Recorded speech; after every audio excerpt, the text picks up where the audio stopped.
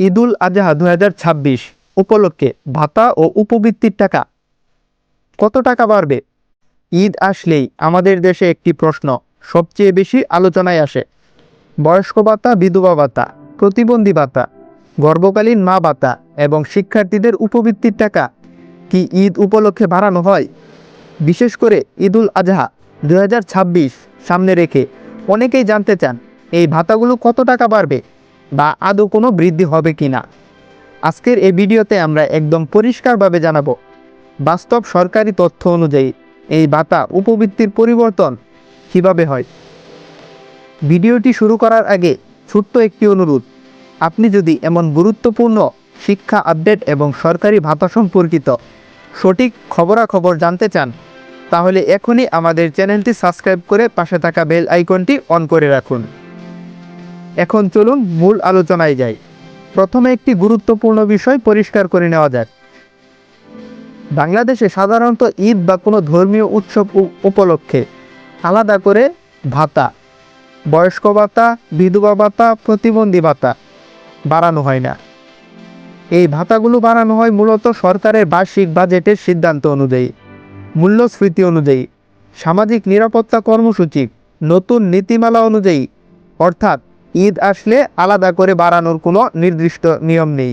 সরকারি সামাজিক নিরাপত্তা কর্মসূচির সবশেষ তথ্য অনুযায়ী বর্তমান ভাতার পরিমাণ সাধারণত এমন: বয়স্ক ভাতা পায় প্রায় 650 থেকে 700 টাকা, বিধবা ভাতার হিসাব হয় 650 থেকে 700 টাকা মাসিক, প্রতিবন্ধী ভাতা পায় 850 থেকে 900 টাকা, গর্ভকালীন মা ভাতা নির্দিষ্ট কিস্তিতে মোট প্রায় 8000 টাকার মতো দেওয়া হয়।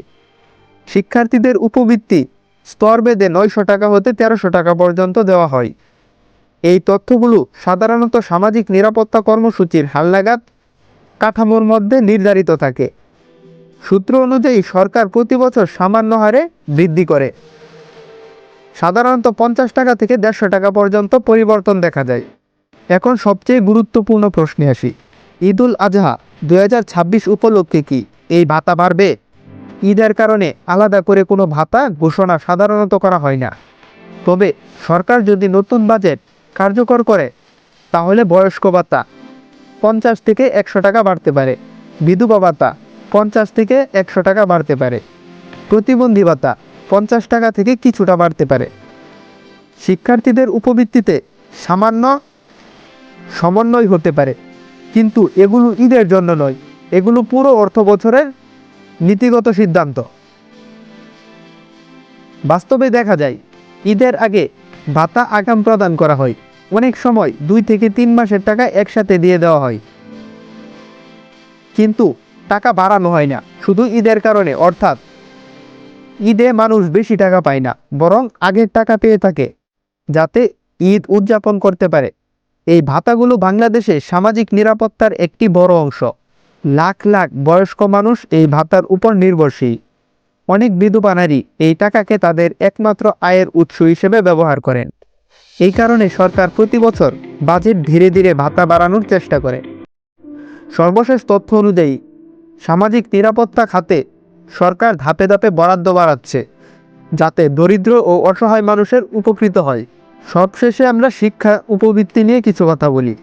শিক্ষার্থীদের উপবৃত্তি মূলত শিক্ষা নিশ্চিত করার জন্য দেওয়া হয়। দরিদ্র পরিবারের শিক্ষার্থীরা এই সুবিধা পায়। বিশেষ করে মাধ্যমিক ও উচ্চ মাধ্যমিক পর্যায়ে প্রতিবন্ধী শিক্ষার্থীদের জন্য আলাদা উচ্চ হারে উপবৃত্তি রয়েছে। এই উপবৃত্তি ঈদের কারণে বাড়ে না, বরং শিক্ষানীতির ভিত্তিতে পরিবর্তন হয়। গর্ভকালীন মা ভাতা মূলত মা ও শিশুর স্বাস্থ্য নিশ্চিত করার জন্য দেওয়া হয়।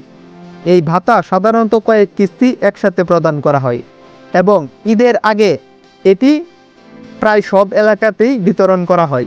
সব মিলিয়ে একটি কথা খুবই পরিষ্কার: ঈদুল আজহা উপলক্ষে ভাতা বা উপবৃত্তি আলাদা করে বাড়ানো হয় না, তবে সরকারের বার্ষিক বাজেট অনুযায়ী সামান্য বৃদ্ধি করতে পারে। ঈদের আগে সাধারণত টাকা আগেই দিয়ে দেওয়া হয়, অর্থাৎ ঈদে মানুষ বেশি টাকা পায় না, বরং আগের বকেয়া টাকাগুলো একসাথে পায়। ভিডিওটি যদি তথ্যবহুল মনে হয় তাহলে অবশ্যই একটি লাইক দিন, চ্যানেলটি সাবস্ক্রাইব করুন পাশে থাকা বেল আইকনটি অন করে রাখুন পরবর্তী নতুন সব আপডেট পাওয়ার জন্য। সবাইকে আগাম ঈদুল আজহার শুভেচ্ছা। সকলেই ভালো থাকবেন, সুস্থ থাকবেন। আজ এখানেই শেষ করছি। আল্লাহ হাফেজ।